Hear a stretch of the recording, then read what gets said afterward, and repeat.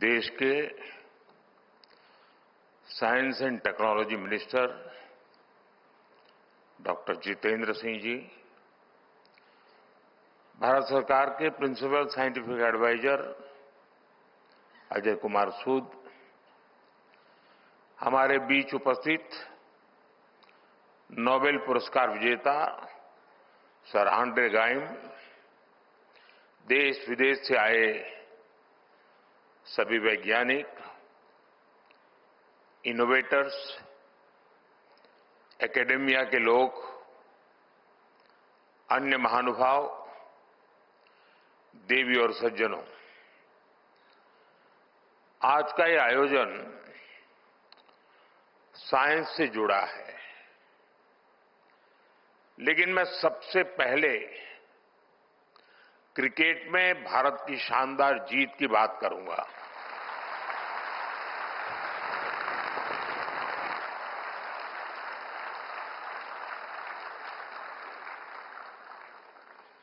पूरा भारत अपनी cricket team की सफलता से बहुत खुश है। ये भारत का पहला विमेन्स वर्ल्ड कप है। मैं हमारी विमेन क्रिकेट टीम को बहुत बहुत बधाई देता हूं। हमें आप पर गर्व है। आपकी ये सफलता देश के करोड़ों नौजवानों को प्रेरित करेगी। साथियों, कल भारत ने साइंस और टेक्नोलॉजी की दुनिया में भी अपना परचम लहराया है। कल भारत के वैज्ञानिकों ने भारत की सबसे हैवी कम्युनिकेशन सैटेलाइट को सफलतापूर्वक लॉन्च किया है।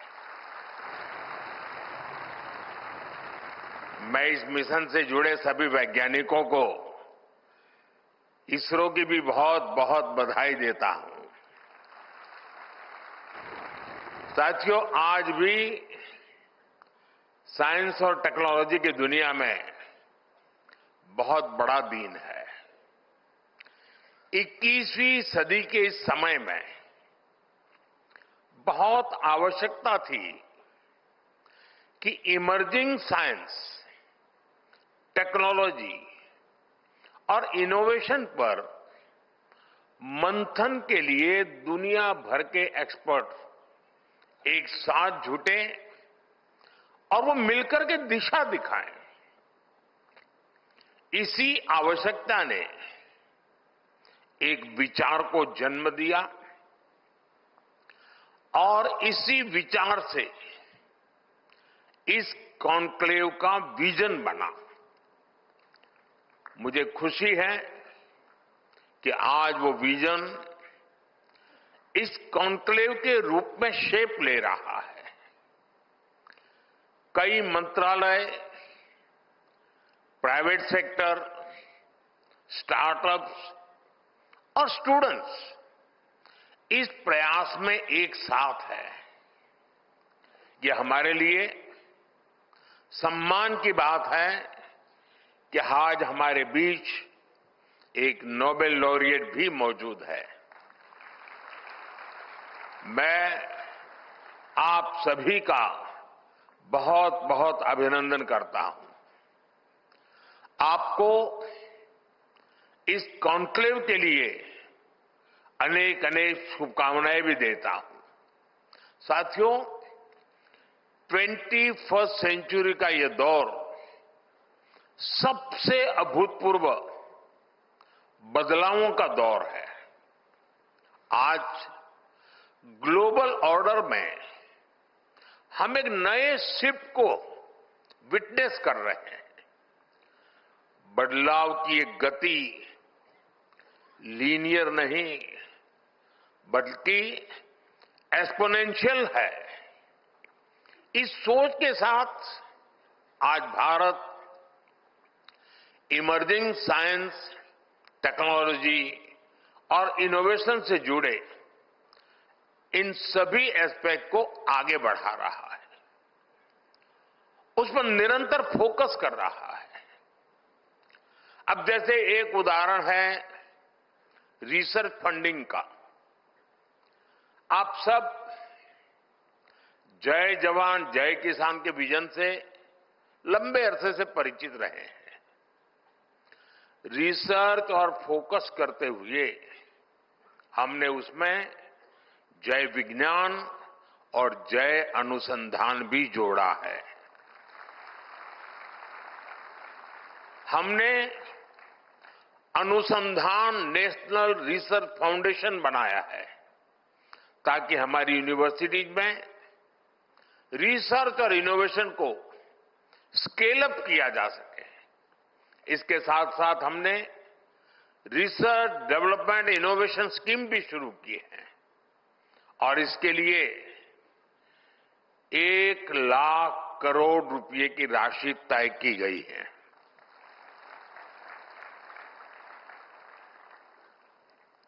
आपको लगता होगा ये 1,00,000 करोड़ मोदी के पास रहने वाला है, इसलिए ताली नहीं बजा रहे हो।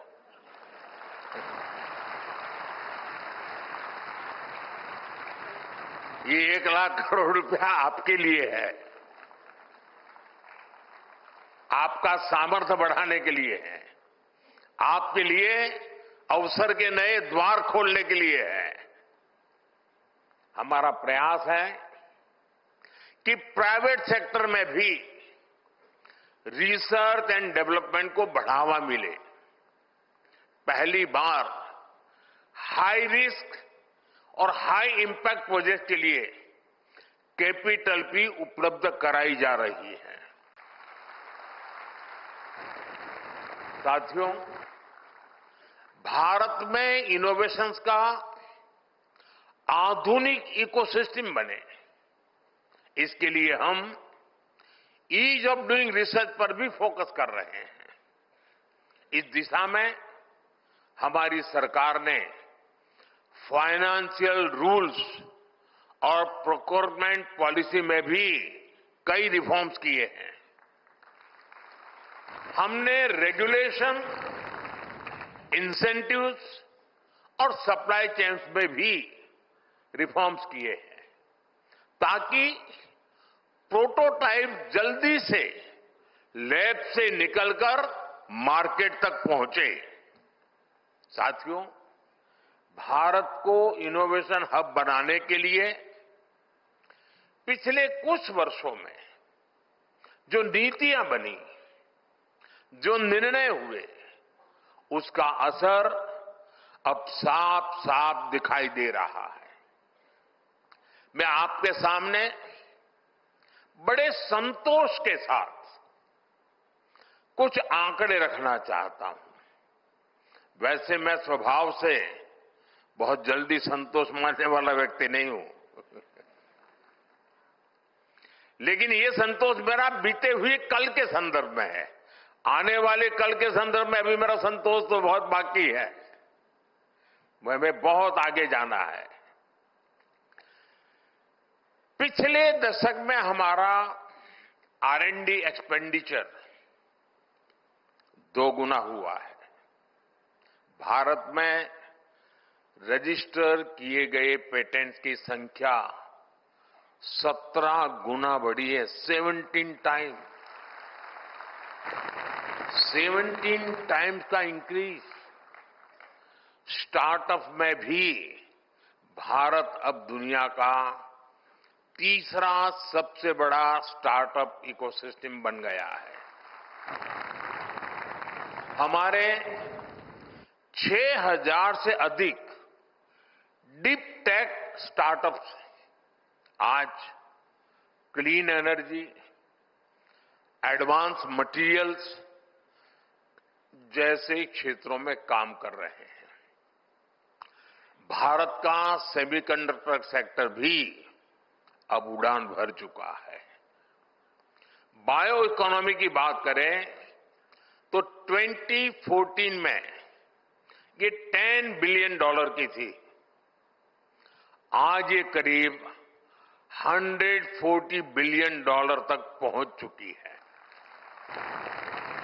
साथियों, पिछले कुछ वर्षों में हमने कई सनराइज डोमेन्स में भी कदम बढ़ाया है। Green hydrogen, quantum computing, deep sea research, critical minerals, इन सभी डोमेन्स में भारत ने अपनी प्रॉमिसिंग प्रेजेंस दर्ज करा दी है। साथियों, जब साइंस को स्केल मिलती है, जब इनोवेशन इंक्लूसिव बनती है और जब टेक्नोलॉजी ट्रांसफॉर्मेशन लाती है, तो बड़ी उपलब्धियों की नींव मजबूत होती है, तैयार हो जाती है। पिछले 10-11 वर्षों में भारत की यात्रा इसी विजन का उदाहरण है। भारत अब टेक्नोलॉजी का कंज्यूमर नहीं, बल्कि टेक्नोलॉजी के लिए जरिए ट्रांसफॉर्मेशन का पायोनियर बन चुका है। कोविड के दौरान हमने रिकॉर्ड समय में स्वदेशी वैक्सीन विकसित की। हमने दुनिया का सबसे बड़ा वैक्सीनेशन प्रोग्राम चलाया। साथियों, इतने मेहनत स्केल पर पॉलिसीज और प्रोग्राम्स को सक्सेसफुली इंप्लीमेंट करना, ये कैसे पॉसिबल होता है? ये पॉसिबल हुआ क्योंकि आज दुनिया का सबसे पहला और सबसे सफल डिजिटल पब्लिक इंफ्रास्ट्रक्चर अगर किसी के पास है, तो उस देश का नाम है हिंदुस्तान।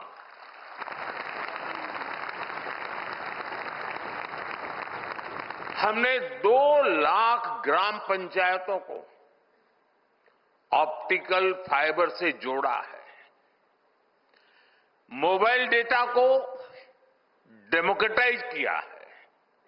साथियों, बीते वर्षों में अगर हमारा स्पेस प्रोग्राम चांद और मंगल तक पहुंचा, तो साथ ही हमने अपने किसानों, मछुआरों को स्पेस साइंस के लाभ से भी जोड़ा। और निश्चित तौर पर इन सभी उपलब्धियों के पीछे आप सबका योगदान है।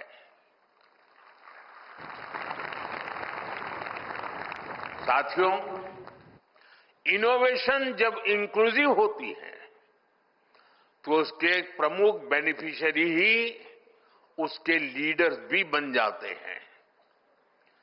भारत की महिलाएं इसका सबसे बड़ा उदाहरण है। आप देखिए, दुनिया में जब भारत के स्पेस मिशंस की बात होती है, तो उसमें इंडियन विमेन साइंटिस्ट की चर्चा बहुत ज्यादा होती है। पेटेंट फाइलिंग में भी भारत में महिलाओं द्वारा सालाना फील्ड पेटेंट्स की संख्या एक दशक पहले 100 से भी कम थी। अब ये सालाना 5000 से भी ज्यादा तक पहुंच गई है। स्टेम एजुकेशन में भी महिलाओं का शेयर करीब 43% है, जो कि ग्लोबल एवरेज से भी ज्यादा है। मैं दुनिया के एक विकसित देश में उनके साइंस एंड टेक्नोलॉजी मिनिस्टर के साथ लिफ्ट में ऊपर जा रहा था, तो लिफ्ट में उनसे बातें हुई तो उन्होंने मुझे पूछा कि भारत में लड़कियां क्या साइंस और टेक्नोलॉजी जैसे विषयों में जाती है क्या? यानी ये उनके मन में बड़ा अजूबा था। जब मैंने इनको कहा कि मेरे देश में इतना नंबर होता है, तो वो चौंक गए थे। ये भारत की बेटियों ने करके दिखाया है। और आज भी मैं यहां देख रहा हूं कितनी बड़ी तादाद में हमारी बेटियां हैं, बहनें हैं।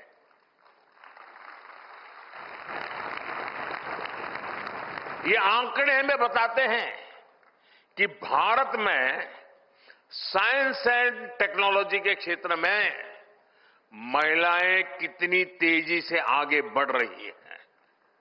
साथियों, इतिहास में कुछ क्षण ऐसे आते हैं जिनसे कई पीढ़ियों को मोटिवेशन मिलता है।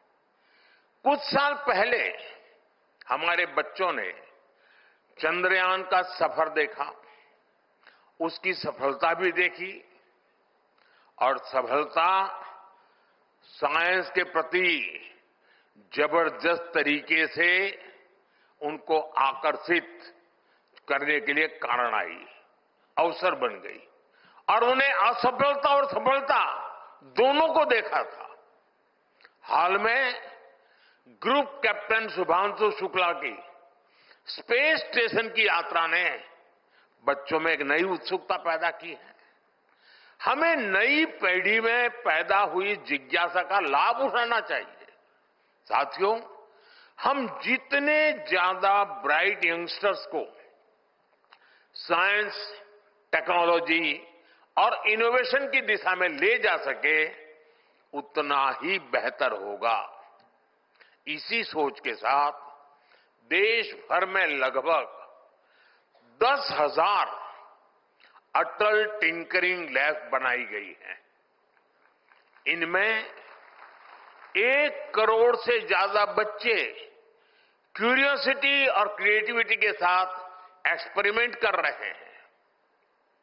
और आपको ये जानकर खुशी होगी, इन लैब्स की सफलता को देखते हुए हम 25,000 नई अटल टिंकरिंग लैब भी बनाने जा रहे हैं। पिछले कुछ वर्षों में देश में सैकड़ों नई यूनिवर्सिटीज बनाई गई हैं। 7 नई आईआईटीज और 16 ट्रिपल आईआईटी की अभी बनी चुकी है। नई एजुकेशन पॉलिसी में हमने ये भी सुनिश्चित किया है कि युवा अब साइंस और इंजीनियरिंग जैसे स्टेम कोर्स अपनी स्थानीय भाषा में कर सकेंगे। साथियों, हमारी सरकार की प्रधानमंत्री रिसर्च फेलोशिप युवा रिसर्चर्स के बीच बहुत सफल रही है। इस स्कीम के तहत दी गई ग्रांट्स ने युवाओं की बहुत मदद की है। अब हमने आने वाले 5 वर्षों में 10,000 फेलोशिप देकर देश में R&D को और मजबूती देने का निर्णय किया है। साथियों, ये बहुत जरूरी है। साइंस और टेक्नोलॉजी की ट्रांसफॉर्मेटिव पावर को समझे और साथ ही इन्हें एथिकल और इंक्लूसिव बनाएं। उदाहरण के लिए आर्टिफिशियल इंटेलिजेंस को ही देखिए। आज रिटेल से लेकर लॉजिस्टिक तक, कस्टमर सर्विस से लेकर बच्चों के होमवर्क तक हर जगह एआई का इस्तेमाल हो रहा है। इसलिए हम भारत में भी एआई की शक्ति को समाज के हर वर्ग के लिए उपयोगी बना रहे हैं। इंडिया एआई मिशन में 10,000 करोड़ रुपए से अधिक का निवेश किया जा रहा है। साथियों, भारत आज एथिकल और ह्यूमन सेंट्रिक एआई के ग्लोबल फ्रेमवर्क को शेप दे रहा है। हमारा आने वाला एआई गवर्नेंस फ्रेमवर्क इस दिशा में एक बड़ा कदम होगा। इसका मकसद है इनोवेशन और सेफ्टी को साथ साथ विकसित करना। अगले वर्ष फरवरी में जब भारत ग्लोबल एआई समिट की मेजबानी करेगा, तो इंक्लूसिव, एथिकल और ह्यूमन सेंट्रिक एआई के प्रयासों को नई गति मिलेगी। साथियों, अब समय है कि हम इमर्जिंग एरियाज में 2 गुनी ऊर्जा से काम करें। ये विकसित भारत के हमारे लक्ष्य की प्राप्ति के लिए भी बहुत अहम है। मैं आपसे कुछ आइडियाज शेयर करना चाहता हूं। हम फूड सिक्योरिटी से आगे बढ़कर न्यूट्रिशन सिक्योरिटी की दिशा में आगे जाएं। क्या हम ऐसी next generation bio fortified crop विकसित कर सकते हैं जिससे कुपोषण के खिलाफ लड़ाई में दुनिया को मदद मिले? क्या हम low cost soil health enhanced और बायो फर्टिलाइजर में ऐसे इनोवेशंस ला सकते हैं जो केमिकल इनपुट्स का ऑल्टरनेटिव बने और सॉइल हेल्थ को इंप्रूव करें? क्या हम भारत की जीनोमिक डायवर्सिटी को और बेहतर तरीके से मैप कर सकते हैं ताकि पर्सनलाइज्ड मेडिसिन और डिसीज प्रिडिक्शन में नई दिशा मिले? क्या हम क्लीन एनर्जी स्टोरेज जैसे बैटरीज में नए और सस्ते इनोवेशंस कर सकते हैं?